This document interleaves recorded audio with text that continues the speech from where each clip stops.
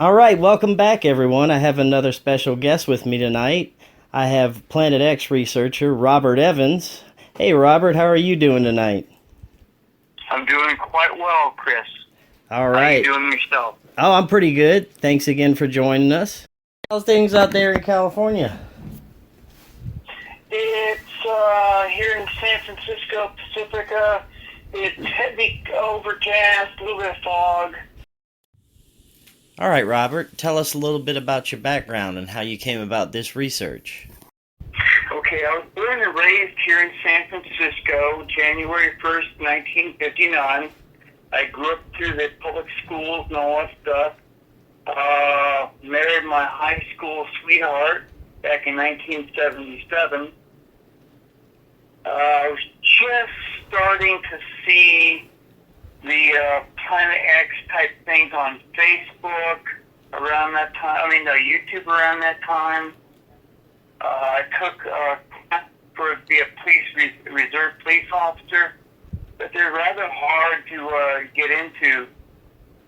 Then I tried to run for U.S. Congress here in the 12th Congressional District.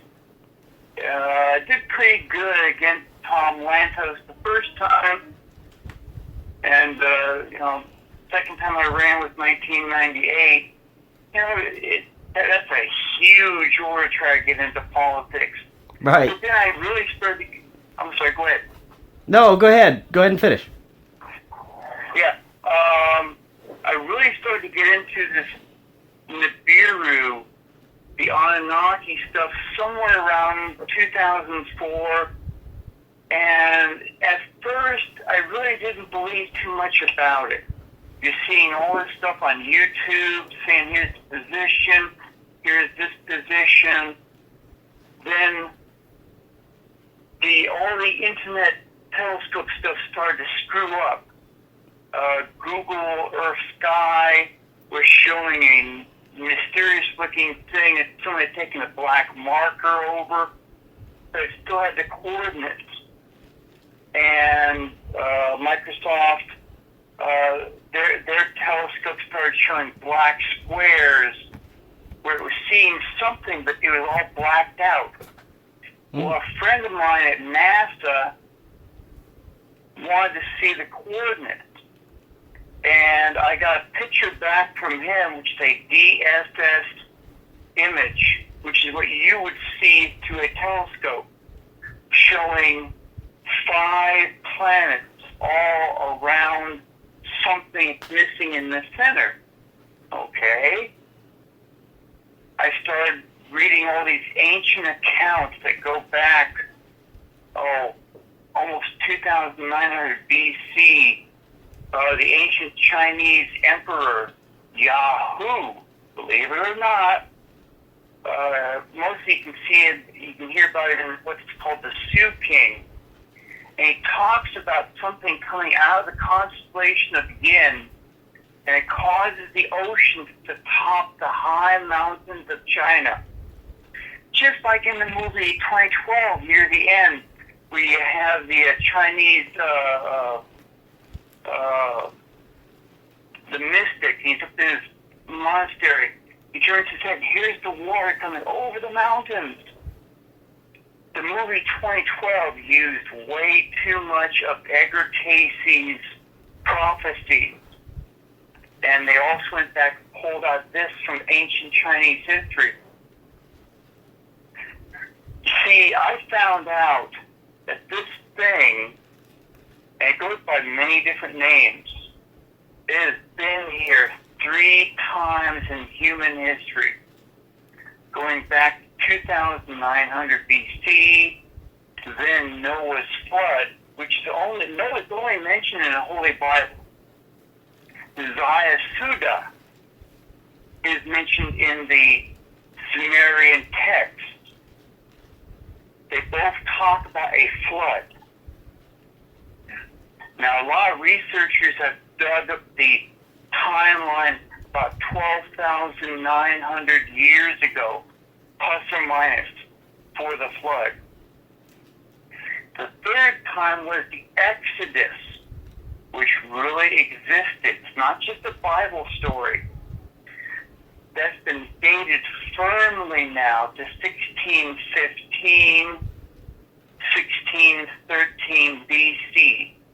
That's mostly because of another Egyptian scribe, an ancient Egyptian scribe called Ippawar. His ancient accounts, the Ippawar Papyrus and in the Kolbrin Bible, talk about the destroyer being in the skies over Egypt for about 10 days. They started hearing loud sounds all around Egypt. Then they saw this big red thing show up in their skies. And this red thing made fire fall from the skies, just like in the Holy Bible. And this event is said to have occurred many times throughout history. Can you talk about some of those ancient accounts? Well, you have the Chinese Emperor Yahoo, and he does where he sees it coming out of the constellation of Yin. Then you have the ancient account of Zayasuda, which is mentioned not only in the Kolbrin, but it's also mentioned in Zechariah Sitchin's book, The Lost Book of Enki. Zayasuda was Enki's son. And just like out of the book, The Lost Book of Enki, Enki went to his son, but talked to a reed wall, because Enlil had forbid Enki from telling him. So he tells him, build this ark, because there's going to be a big flood. Now, another account that's in the Kolbrin mentions Zayasuda again, but he's the one that goes before the king, telling the king he was warned that this flood's coming. Now, everything he says in this account almost matches the Holy Bible's account, where he has to build an ark, which is the same cubit length, makes it about 800 feet long, but it's square in design and has 3 decks, actually 4 decks, but the 3 decks are split in 2, making 6 decks. Very clear. It has to have cisterns on all the decks. They have to be tarred inside and out. You can't drink out of a tarred cistern. Okay? They were designed to be ballast tanks.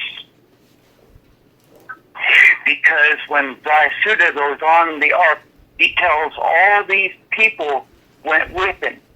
Here's the king, and here's one person from each trade. How to make houses, everything, all the way down. And then there was 3 strange people that went with him. One person very clearly made chariots. Very clear. Then he said the destroyer was seen in the skies, and it brought the flood. When they were on the ark, they could feel hot and cold while they were within the ark. The ark rested on the mountains of Ararat. Now, in the book, The Lost Book of Enki, when they went down to the earth after the planet Nibiru had caused a huge... The planet Nibiru comes up from below the earth. There are 2 systems. It comes up from below, and it pulled all the ice off of the Southland, causing a huge wave to go north, rebound, go back south, go back north, go back south. And that was the Great Flood. Now, this Great Flood is also mentioned by the Hopis in their prophecies. The third Hopi world was destroyed by water. Noah's flood, Vayasuda's flood, and this wiped out a whole bunch of things. Plus, it caused a pole shift, just like the first time with Emperor Yahoo over in China. So you have a pole shift each time this thing comes through. Then in the Exodus, interesting here, Ippawur's account said very clearly that volcanic ash was falling all over Egypt as the slaves left. The only volcano which was active during that time was the ancient Greek island of Thera. It erupted for up to 8 days and then exploded. They found volcanic ash from the Greek island of Thera in Avaris, Egypt. Avaris, Egypt was the capital for the Hyksos, a strange people who had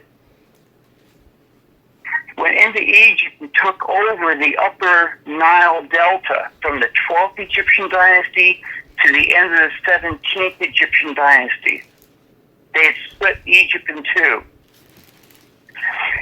The Avaris were kicked out by Chamos and Akhmos, which came from Lower Egypt and kicked out the Hyksos.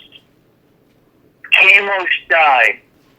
Akhmos became pharaoh roughly around 1558 BC. Now, Akhmos, roughly in Hebrew, means brother of Moses. Ippawur never said the person's name. He said a priest prince from the inner courtyard of Pharaoh led the slaves and the evildoers. The slaves being the Hebrews. The evildoers were a huge amount of Egyptians who latched onto them. Now, Ippawur's account says exactly where they went. Where they went here. They ended up at a saltwater marsh near Mediterranean. During this thing, the Pharaoh was coming. A Hyksos pharaoh. And all of these cities were looted. The clay tablets were destroyed, so no one knew who owned what. They looted all the food, and they caught up with them at that one place. Now, according to Ippawur, the destroyer was clearly up in the skies, raining fire and the noise and everything. Then they heard a huge roar, which stopped everything. The water receded. The ground actually lifted underneath the marsh, allowing everyone to race across the mud. Then this huge tsunami came in, washing away the Pharaoh and ripping up huge things of coral onto the area and wiping out the Pharaoh's troops in the last end of the slaves. Now, about 30 years ago, on the seabed of the Red Sea, they found chariot parts, and they dated them to the end of the 17th Egyptian dynasty. They were Pharaoh's chariots, the Hyksos chariots. They don't usually talk about that. So Ippur, very clearly in his papyruses and in his account, which is in the Colburn Bible, very detailed, matches the Holy Bible's account. So this is all on the internet. It's all there. If I can find it, I'm no scholar. If I can find all these ancient accounts, you have two of them from China. You have Emperor Yahoo, 2,900. Then you have Mosai of China, a writer, right around 1600, who talks about all this stuff happening over in China. Three gods came down and aligned themselves with one warlord, causing all this stuff to happen in China, which matches everything that happened in Egypt.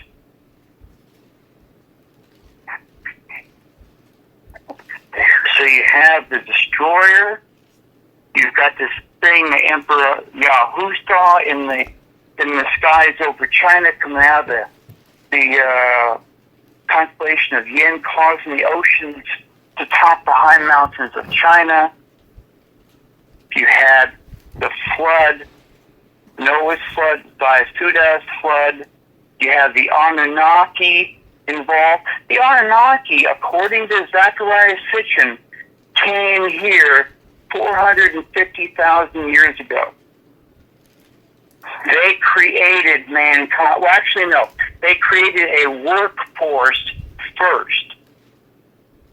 Then they created mankind because mankind was smarter than the workforce was and could do more work and could do a lot of stuff all around the planet.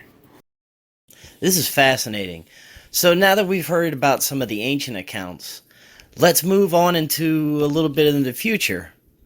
Earlier you were telling me about how President Eisenhower may have had contact with ETs and been given some information.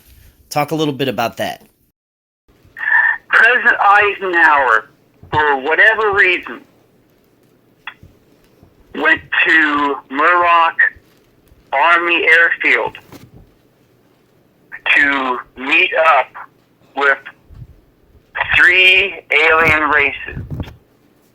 He had the Bishop of Los Angeles, Francis McIntyre, alongside him to be a spiritual advisor. They went there, and he met the Greys. It didn't say which version of the Greys. You had the small Greys, the tall Greys. He met with a reptilian-looking race. And then he met with a interdimensional race called the Etherians. They all wanted to do some kind of... They knew that the humans wanted to make some kind of treaty for advanced technology. But Eisenhower was really leery of that. Something to do with what President Truman did just before him, starting the MJ-12 projects. These races wanted us to get rid of our nuclear weapons. They've been watching the Earth. Eisenhower said no. The aliens wanted to help us. They warned us about something that was going to be coming real soon from a rogue planet and its brown dwarf star. They offered their help and support. Eisenhower turned them down. He said if they ever came back here again, we would shoot them from the sky. They left. Unfortunately, Eisenhower wanted, for whatever reason, He went to Holloman Air Force Base in 1955. His plane, which was not called Air Force One yet, landed at the airfield and stopped at the end of the runway, shutting down the entire thing. Eisenhower told them to shut everything down. Telephones, communications, radars, especially the Doppler radar system, which the military was just using then. You see, over Roswell, New Mexico, in 1947, 3 alien craft were accidentally shot down by the Doppler radar systems. One crashed in Roswell, 2 others crashed around Roswell. The Army got the one that crashed near Roswell. The Air Force got one, the Navy got one. See, a colonel, Philip Corso, was working around that time, and he went there. They had one alien which was heavily hurt. Another one was playing dead. And when he thought no one was watching, he tried to make a run for it. The guard shot him dead. So they had the one alien. They used the one alien after this event. You see, the craft had no controls, had no food preparation or storage, and all this stuff they found in it. Corso was taken to the Pentagon later on and was handed all this stuff and told to do research on it. So all this stuff, he put off to all these corporations to reverse engineer it.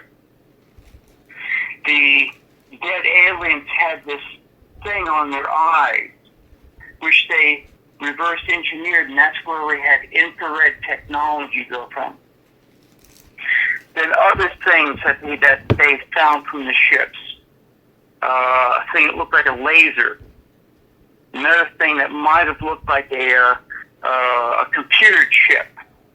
And a whole bunch of other things he never even mentioned in the book. See, these aliens, they also had a gold disc that went on the top of their head. They couldn't figure out what that was. Then it was found out that they controlled the craft with this disc on their heads. But it only used the primal brain underneath the brain. Very few people don't even know we have that. It's at the top of the spinal cord, just under the brain. You remember the movie years ago called Firefox with Clint Eastwood? Yes. He goes to Russia, and he has this helmet. He has to think and speak in Russian, and he can fly the airplane. See, the Russians also have got several craft. They knew about that technology. And that was the first movie by Hollywood warning about this technology. So Eisenhower, the first time he met, had all these people, hand-picked Western team of scientists, along with the Bishop of Los Angeles. They were there. And all this stuff was done. One of the people that was there was Randolph Hearst with his own team. A guy that worked for Randolph Hearst, Gerald Light, was there. And he wrote to a friend out. They're all sworn to secrecy. Gerald Light wrote to a friend of his down in San Diego. And he revealed a whole bunch of stuff that no one knew about at that time. This hand-picked team watched this large block of something dematerialize right before their eyes, not once but several times. Gerald Light used a very interesting term, dematerialization. A friend of mine did a LexisNexis search years ago, and that term was not used in any story, TV show, book, movie until 1965 with Star Trek. So Gerald Light not only saw these flying saucers that were there, he saw the people. The Etherians gave off a light around them, the interdimensional race. They all left. In early 55, Eisenhower went to Holloman. His plane landed. He ordered everything to be turned off. 2 flying saucers appeared. One stayed above his aircraft. One landed right in front of his aircraft. They saw him go out of his aircraft, enter the flying saucer. He was there for roughly an hour on the field, and most people were watching what was going on. It was claimed that he was meeting with what was then called the Nordic ones, between 7 to 8 feet tall, looking just like a human, but with blue eyes, 2 hands, 2 legs, and either gray hair or blonde hair. Okay? Meeting ended, flying saucers lifted off, and the 2 of them left at high speed out of the field.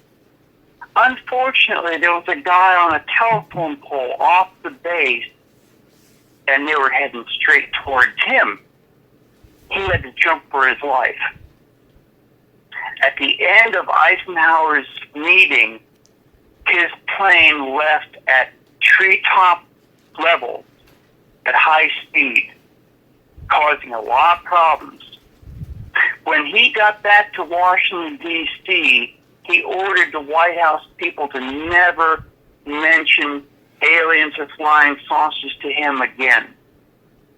And he turned everything over to MJ-12. He was later heard to regret ever doing that, because according to Gerald Light, he was going to go public. But all the things had his hands tied, where he couldn't go public. When Eisenhower left office, he went on television the first time, and he was talking between the lines, warning everyone, don't let the military be in charge of everything that's going on. Now, Eisenhower told Kennedy something, because when Kennedy became in office, Kennedy started going around to different military fields unannounced and would only talk to the enlisted people, none of the officers. At one point, Kennedy demanded to have all this stuff on his desk before he got back from Dallas. That was found out by the BBC years ago. Was Kennedy's death connected with aliens? And they pulled up 2 of these pages demanding all this information with his signature. And as we all know, he never came back from Dallas. Okay?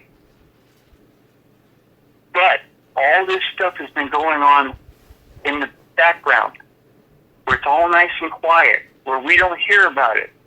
Reagan, I'm sorry, back to Truman, MacArthur, at 2 different meetings, said that the Third World War would be in space. He wouldn't go any further. Okay, so this has all been handed down. Call it the secret government. Reagan goes before the United Nations and has that nice speech, a couple of speeches, where if the people ever knew that there was another race out there, and he talks about it. Star Trek has dealt with this. If we, the humans, ever knew there was another race out there, we wouldn't be England, U.S., Russia, China. We'd be Earthers versus them. Right, exactly. But that's what Enlil did not want. Enlil's grandson and Enki's grandson didn't want Marduk, which was Enki's first son, which was supposed to be in charge of the planet. They went against his supporters using advanced nuclear weapons. And that was the Tower of Babel, which went into the Holy Bible, but the Hopis also know about in their prophecies. Humanity was at one time, humanity all spoke the same language. The Hopis say that. The Lost Book of Enki's by Zachariah Sitchin says that. The Holy Bible says it. All of the races were somehow split up by the Tower of Babel, by the Anunnaki, by the gods from the Hopis, to never speak the same language again. Wow. We were never to work as one human race again. You see, before the flood, during the third Hopi world, and also during the time when the Anunnaki were here on Earth, everyone got around the planet. The Hopis got around the planet on flying shields. The Vimanas, flying saucers, which were found by the guy, something the Great, it was put down in some of his articles where they attacked his forces. So that's why when you hear about Egyptian pharaohs having coca leaves in their tombs, you know how they got it. Coca leaves are only in South America, not over in Egypt. Why do we have all these pyramid shapes all around the planet? Over in Yugoslavia, they have mountains that look just like pyramids. And one of the research over there says it goes back 28,000 years ago. Huh? Huh. The pyramids don't go that far back. But then you got that nice place over in Turkey, Gobi Tepe, where his name is, where they found those huge blocks that were finely carved going back almost 13,000 years ago. Okay. But you see, the modern times with Eisenhower and all this stuff, that's why Eisenhower said, "Don't ever come back here again. We'll shoot you from the skies." They actually shot one down over Germany in the 70s. The Russians have shot a couple of them down. The Canadians have shot down a couple of them. So they all know what's going on. That's why whenever flying saucers come down near a nuclear base, they shut down the silos. Over here, over in Russia, probably over in China. You know, they know what kind of technology we have. Now, you were telling me also about some information that Pope John Paul shared in 1980. Can you talk a little bit about that? He went to this one little German town, and he met with a pagan group of German Catholics. Unfortunately, there was 2 reporters there from one of the German papers, and they kept bugging him about the third secret of Fatima. He finally gives up and says to everyone that the popes would not talk about the third secret of Fatima. They didn't want the communists to know what's coming. And he goes even further, and he goes where he goes into, it's in writing that the world's continents will be flooded with water, killing millions within minutes. And he goes even further and further, and he says, why even talk about this? And I gave you the web page. Yes, now it has the official thing. You see, I checked into that. The Vatican tried to downplay what he talked about 3 days after.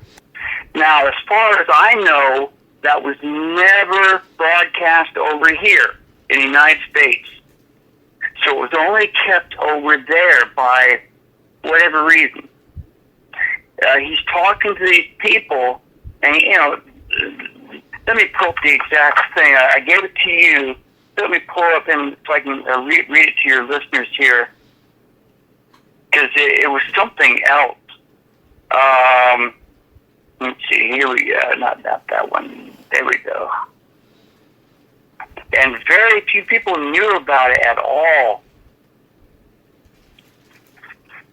and hardly anyone talked about it until recently, where you started having all these videos talking about it. But this is from the Pope exactly himself. You can call me an idiot or a fool, but when you have the Pope John Paul II in Fulda, Germany, Fulda, the October 1981 issue of the German magazine Stimme des Glaubens reported this whole thing. The Holy Father was asked, what about the third secret of Fatima? Should it not have already been published by 1960? Pope John Paul replied, given the seriousness of the continent, my predecessors to the office diplomatically preferred to postpone publication so it is not to encourage the world power of communism to make certain moves. On the other hand, it should be sufficient for all Christians to know this. If there is a message in which it is written that the oceans will flood whole areas of the earth, and that from one moment to the next, millions of people will perish, truly the publication of such a message is no longer something to be so much desired.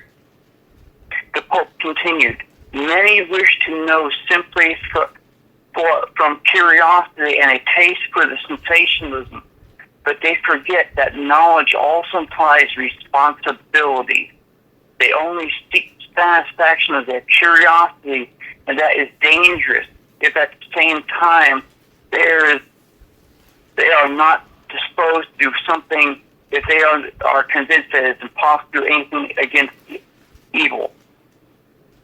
So he was very clear. That was 1980. And guess what happened in 1981? Someone tried to assassinate the Pope. After he recovered, he went straight to the attempted assassin's jail cell and kicked everyone else around him off. He spoke with the person for over 2 hours off the record. He never mentioned this warning again while he lived, as far as I could tell. Okay? Then you had another pope, Pope Benedict, the first pope to retire in 600 years. After he retired, he went onto 2 German radio stations and blasted the Jesuits for their alien agenda. You see, in early 2000, a high-ranking Jesuit priest was sent by the Vatican to talk to an Italian reporter by the name of Christopher Barbato. Barbato checked on this guy and found he was real. He never gave his name. This high-ranking Jesuit priest told Barbato everything that the Vatican knew about aliens, ETs, alien races. Barbato was writing several articles about Planet X coming in really soon. Eventually, he turned to his friend, Lucas Scantamburlo, another Italian writer, and told him only some of the stuff.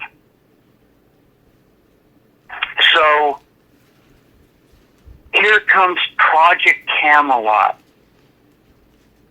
And they do an interview with Lucas Scantamburlo in 2008. It's still on YouTube, called The Return of Planet X. And they go into great detail. Lucas Scantamburlo knew about Eisenhower with the Bishop of Los Angeles meeting with the aliens at Murlock Airfield, 1954. And he goes into great detail that the Pope met with these aliens at the Vatican, which I haven't told you that yet. You see, in 1955, these Nordic ones, the Anunnaki, met with Pope Pius XII in the Vatican Gardens personally, at or after the same time they met with Eisenhower at Holloman Air Force Base. You see, after the first meeting, Bishop McIntyre refused to be sworn to secrecy. He left and went flying across the United States. He had to stop every once in a while to get fuel.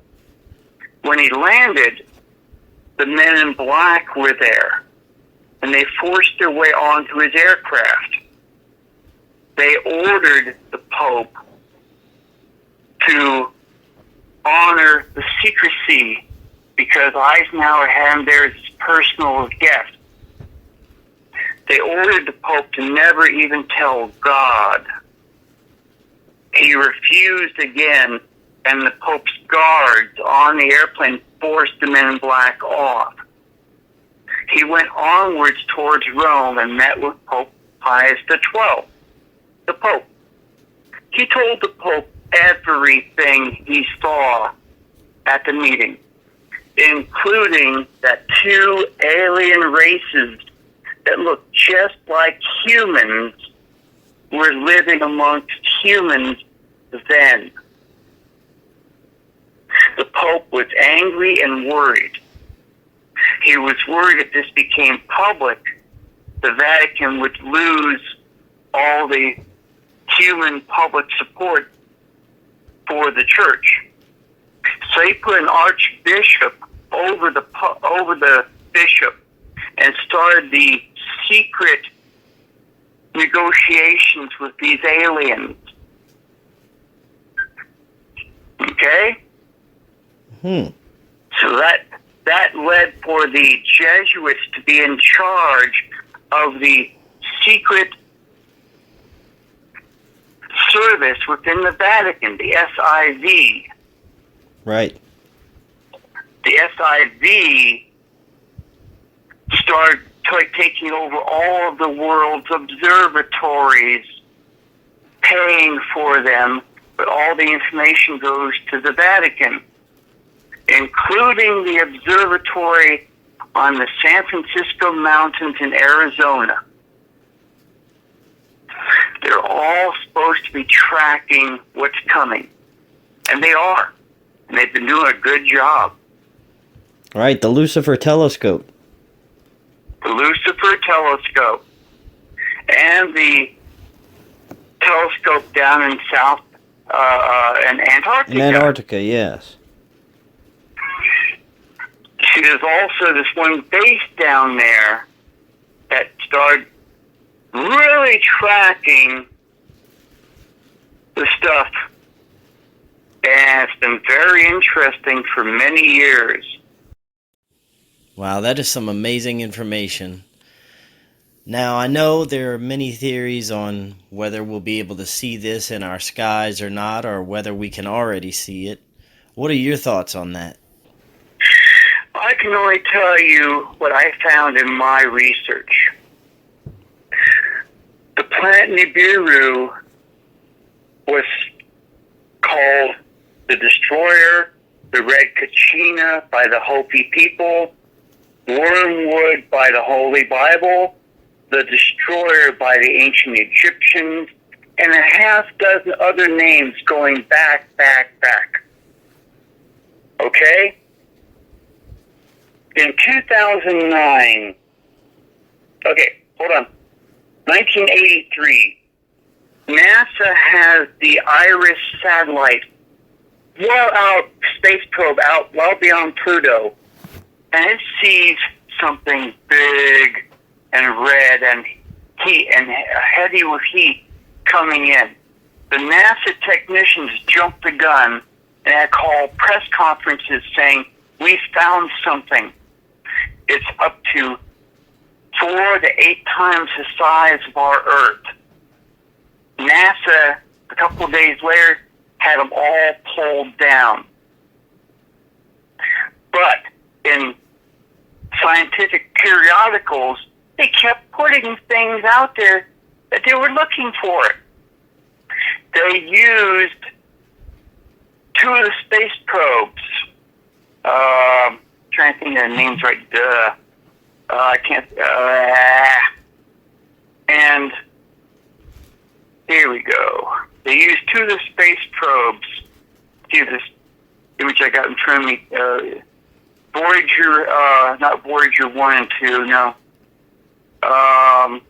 Not this one. Here's another one. Right. These two satellites. They went out from the Earth. One went down below the ecliptic of all the planets. One went out and went straight up at a higher angle. So you had one going both ways. And they wanted to find out what's out there. So you've got 2009. You've got the Star Viewer group. See, my wife and I were on this other group, trying not to mention the names for that group, but they had a link to the Star Viewer group. The Star Viewer group had a lot of pictures. And and they had this one thing they were working on, which they had gotten from an open telephone line from the Canary Islands. A lot of people from NASA were letting things leak out.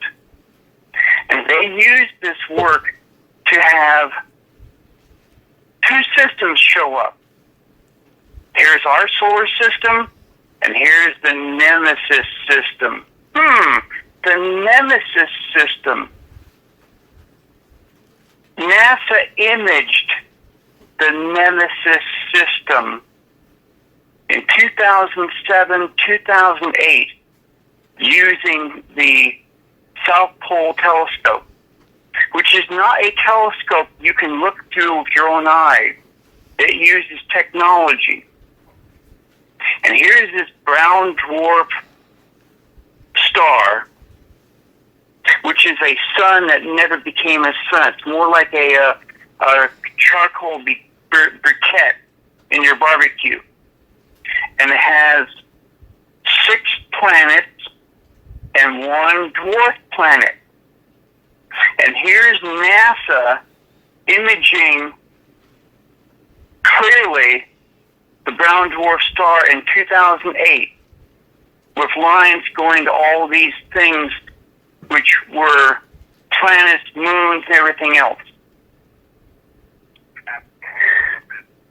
So this one group had this one image showing the Nemesis system and our system from 2009 all the way to 2012, December 21st, showing it going around the Nemesis system and where it was going to be, how far away from our solar system.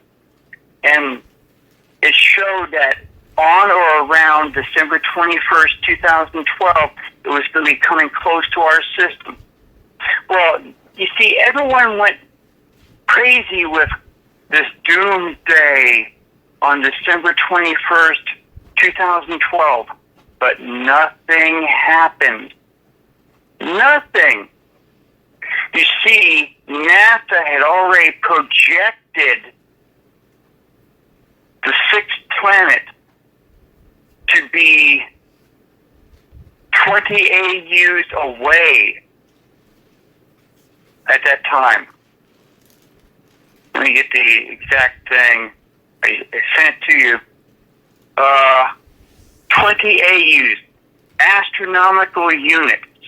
1 AU is 93 million miles from the Earth to the Sun. So 20 times 93 million miles, and that's where NASA had already projected it on December 21st, 2012. So we weren't supposed to see all this stuff. Now, an astronomer friend of mine on Facebook said, "Bob, where are you getting this shit from?" I sent all this stuff to him. And from everything he saw, he worked out the closing speed of Planet 6. He said we will not see that thing until this November or December 2014. And guess what? We were seeing what people were saying was 2 suns in the southern hemisphere. But it was always debunked by everyone using a digital camera as being all this junk. They were actually seeing 2 things in our sky back then. On April 10th, 2015, in the skies over Antarctica at Neumayer Station number 3, using a U.S. government camera, a black and white one, it caught this big moon. You don't have the picture of that. It caught this very clear big moon in the sky with a certain type of pattern on it. It wasn't our moon, but they were seeing it down in Antarctica. We We had that picture enlarged, and whoa, that's not our moon. But they're seeing it very clearly over Antarctica at this Newmeyer 3 station. Now, a friend of mine in Illinois, Sharon, on Facebook, on April 29th, 2015, in her skies in color, she caught the exact same object in the skies over Illinois, over the U.S. Then one moon after the other, after the other, after the other started showing up in our skies. People were catching it with video camcorders, with digital, with film cameras, and they were posting them on Facebook. I've been tracking it ever since. One photograph after another, after another. Then we started getting all the chemtrails really heavy up in the skies, these high-flying military aircraft. And now other jets, other than military, are spraying this stuff, making it hard for people to see stuff in the skies all around the planet.